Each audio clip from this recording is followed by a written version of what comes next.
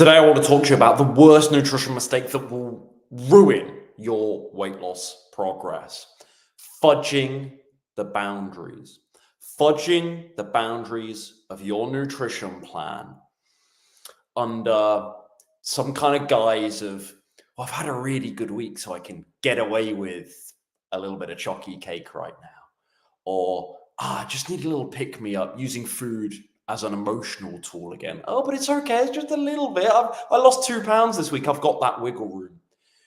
A lot of you are going to find out the hard way that slippery slope, it doesn't take it a lot for that slippery slope to start. It doesn't. And sometimes in life, when you are new to something, it's actually easier to chuck yourself in the deep end, go 100%, because that way your habits will change much more quickly. I am not an advocate of flexible dieting, as many of you know. I actually believe that abstinence is by far the fastest and most efficient way to improve your relationship with food. Cutting out the junk, getting rid of all the stuff you don't want to eat. If it's a transition to veganism, getting out the animal products, 100%. I always have. I've always maintained in my time coaching this deep end mentality. Not forever though, because I don't think that is practical for the vast majority of people for the rest of their lives. I don't think, for example, myself, I don't think I am never going to go out to eat again. I don't think I'm never going to take a nice young lady on a date and therefore maybe have a G&T or a glass of wine again. I don't think that, yes, Christmas in a couple of weeks, I don't think I'll want to always avoid those delicious vegan mince pies. And I don't think I have to in order to now maintain a nice, healthy body weight and a decent health and well-being beyond just the number on the scale, right? Beyond how my physique looks, feeling great health-wise, vitality, energy, great blood work, so on and so forth. I don't think you need to live a perfectly Puritan, perfectionistic lifestyle to have wonderful health and weight loss results over the long term. But I think that kind of flexibility, squeezing little things into your diet, fudging those boundaries, I think that is a right that you earn. You earn it through abstinence. You earn it when you can take food off its proverbial pedestal and trust yourself with it again. Okay? Start cutting those heavy, powerful, potent emotional ties that most of us now in the Western world have to food. Once you've put in that work, which I feel is best established through repetition and a cold turkey approach, then you can introduce the vegan mince pie, the glass of wine, the G&T, the vegan burger every now and again. And it will not send you off track like it does in your early phases. And this is why I'm not a proponent of flexible dieting, although I admit it has some use. Although long term, I suggest that my clients be a little bit more flexible when they start getting much closer to their ideal weight. I don't, and I'm okay with my clients fudging those boundaries at that stage. I don't think that's wise in the short term. I don't. You interrupt all that very crucial internal transformation that happens. And some people, they just slow down their journey, their weight loss journey so much. It takes them 6 months, 1 year, 2 years, 5 years, or it just never happens. But it takes them 5 years longer than it actually needed to lose the weight, because they could have just gone all in and got that period of sort of sacrifice over and got over that proverbial hump, where it's almost like withdrawal. That junk food is like a drug in your system that you need to withdraw from. And you need to teach your brain that you aren't going to experience that absurd dopamine high that you get on the anticipation of something very heavily refined, on the consumption of something very heavily refined.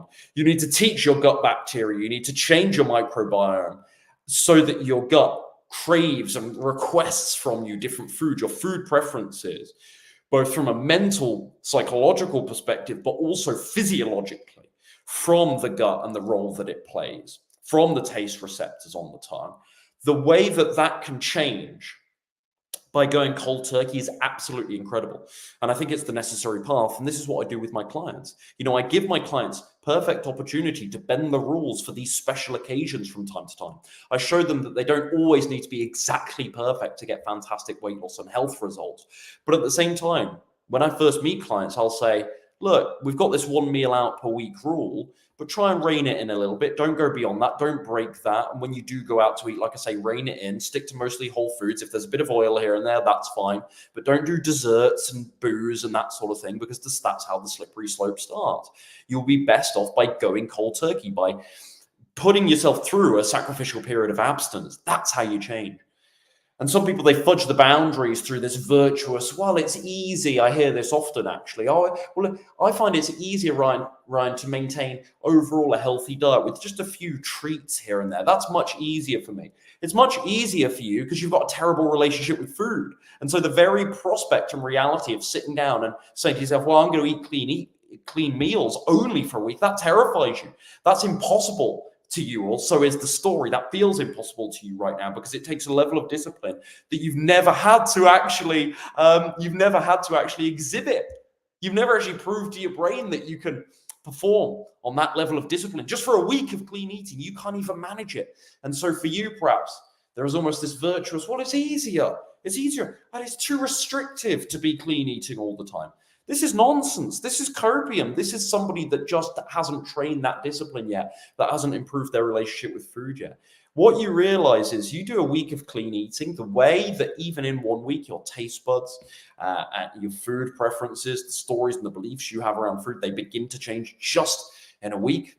You know, what's a week in the blip of your overall lifespan? Well, that's incredible.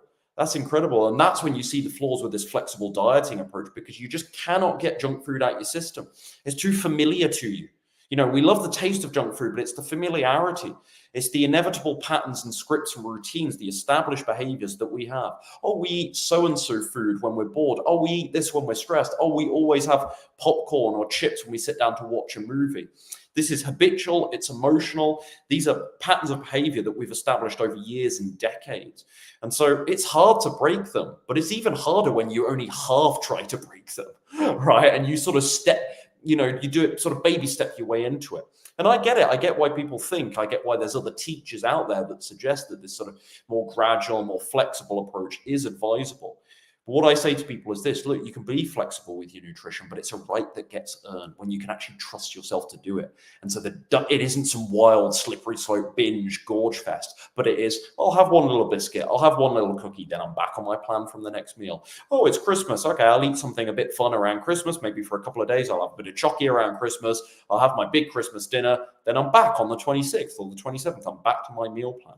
And I don't think you can get to that point if you are constantly doing this more sort of flexible, fudging the boundaries approach.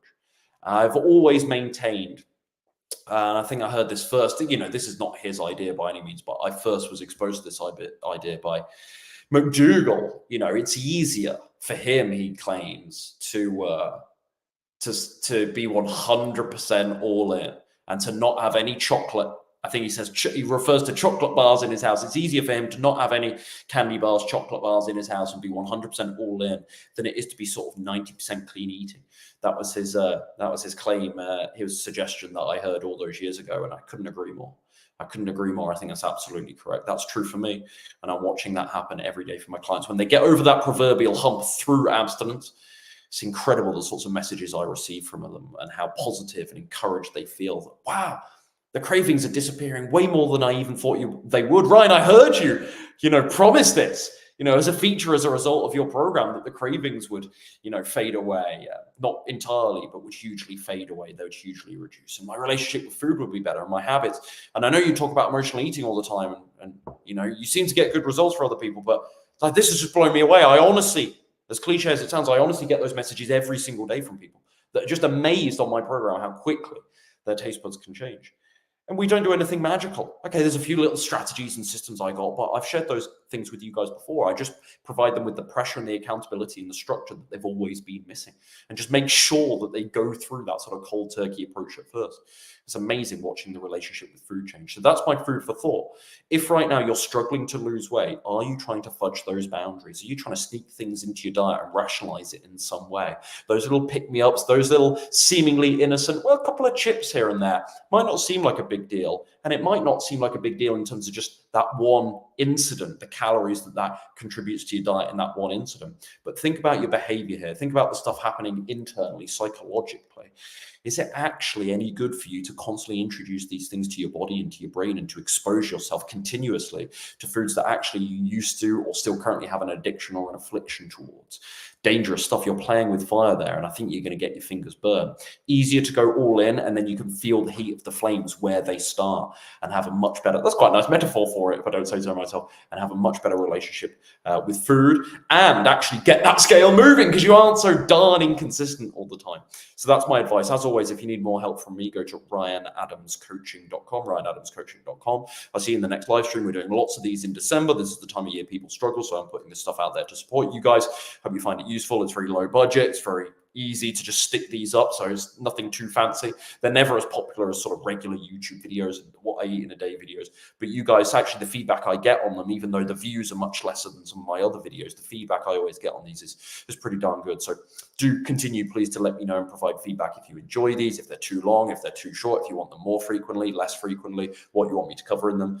Let me know in the comments down below. Your feedback is obviously welcomed. That should be obvious at this stage. I've been doing it for long enough and interacting with you guys in the comments for long enough.